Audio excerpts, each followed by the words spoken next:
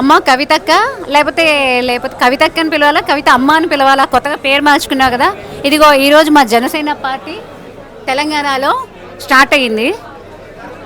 ఏంటో కళ్యాణ్ గారిని ఉరికించి ఉరికించి కొడతా అన్నావంట కదా, ఏదో పంపించేయాలన్నావంట కదా.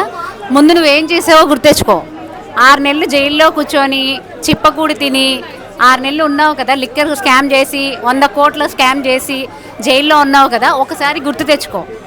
ఎవరు ఉరికించి ఉరికించి ఓడగొడతారో ఓడిస్తారో, ఎవరు మిమ్మల్ని ఎలగొడతారో. ఇగో ఇప్పుడు తెలంగాణలో మేము పెట్టాం పార్టీ. ఏం చేస్తావో ఏం చేసుకుంటావో చేసుకో. మేమున్నాం వీర మహిళల్ని, నీకు ఛాలెంజ్ చేస్తున్నాం మేమే. సరే చూద్దాం, కమాన్. మళ్ళీ 2 ఏళ్ల తర్వాత మా జనసేన పార్టీ కొత్తగా మళ్ళీ ఇక్కడ ప్రారంభించాము.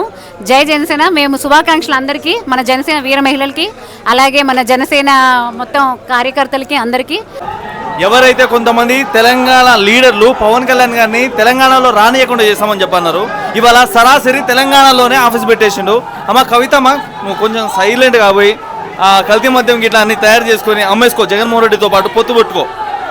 ఈ పున్నం ప్రభాకర్ నీ ఊర్లో నీ నియోజకవర్గాల్లో ఉన్న భూములన్నీ దొబ్బేసాయి. ఆ తర్వాత నువ్వు ప్రజలకి మంచి చేయి, ఓకే. ఆ తర్వాత నువ్వు పవన్ కళ్యాణ్ గురించి మాట్లాడు. ఇంకా కొంతమంది, ఆయన పేరు అనిరుద్ రెడ్డి అంట, అసలు ఈయన ఎవరో కూడా తెలియదు నాకు. ఇంకా కొంతమంది జర్నలిజం ముసుగులో ఉండి మాట్లాడేవారు కొంతమంది ఉన్నారు. అరే బాబు, పవన్ కళ్యాణ్ గారు ఇప్పటికీ పంచిన పైసలు మీరు సంపాదించాలంటే మీరు మీ బాబుల తరం చేసిన కష్టపడ్డా కూడా ఆ పైసలు సంపాదించలేరు.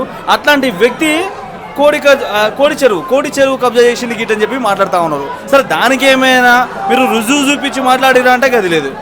ఆడ నీళ్లు స్టోర్ అవుతున్నాయి అని చెప్పి మీరు చెరువు అని చెప్పి మాట్లాడుతూ ఉన్నారు. అరే, పవన్ కళ్యాణ్ గారు 2014లో చెరువు తీసుకున్నప్పుడు అప్పుడు అడిగారు మీరందరూ.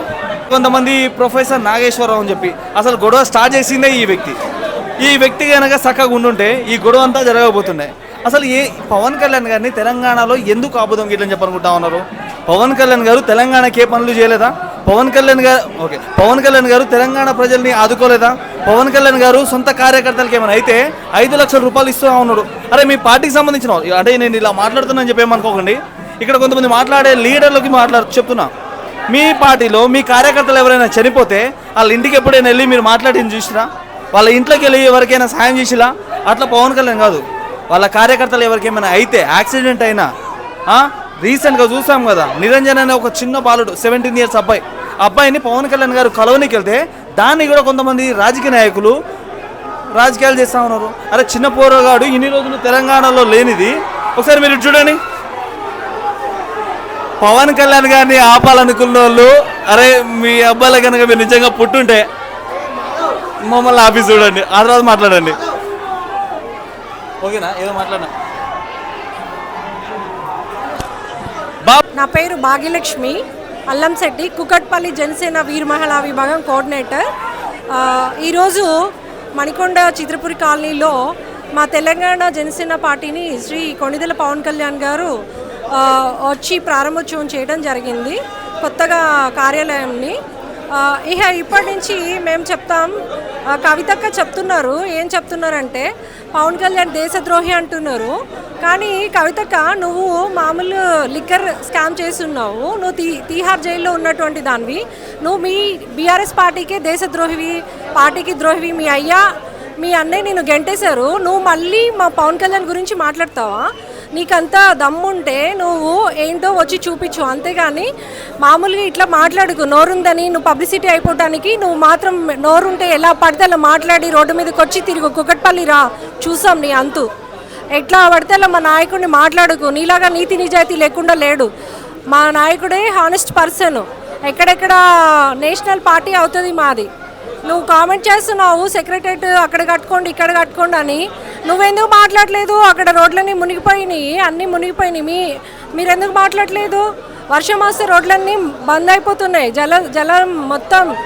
సో మీరు ముందు మాట్లాడేటప్పుడు మన తెలంగాణ గురించి మాట్లాడండి. బేసికల్లీ మీరంటే మాకు అభిమానం ఉంటుంది, బట్ మీరు ఇలా మాట్లాడటం కరెక్ట్ కాదు. మీ పని మీరేందో చేసుకోండి. ఇతర పార్టీని విమర్శించే ముందు, మా పవన్ కళ్యాణ్ గారిని విమర్శించే ముందు మీ పార్టీని మీరు డెవలప్ చేసుకోండి ముందు ఫస్ట్, తర్వాత మా గురించి చూదురు. కానీ మిమ్మల్ని మీ అయ్యా కేసీఆర్ గారు నెట్టేశారు. మీది అన్న గురించి మాట్లాడుతావు, మీ నాన్నగారి గురించి మాట్లాడుతావు, నిన్ను ఎవరు పట్టించుకోరు. ఎందుకంటే నువ్వు ఎట్లా పడితే అలా మాట్లాడుతావు, నువ్వు అవకాశవాదివి. ఇంకా నీ మీద కేసులు ఉన్నాయి, అవి తీపించుకో ముందు. మా పవన్ కళ్యాణ్ గారు మచ్చలేని నాయకుడు అనమాట. కబద్దార్ కవితక్క, ఇంకోసారి మాత్రం నువ్వు పిచ్చి పిచ్చిగా వేషాలేకు, నీ పళ్ళు రాలగొట్టే టైం వస్తుంది. జనాలు అందరికీ నమస్కారం.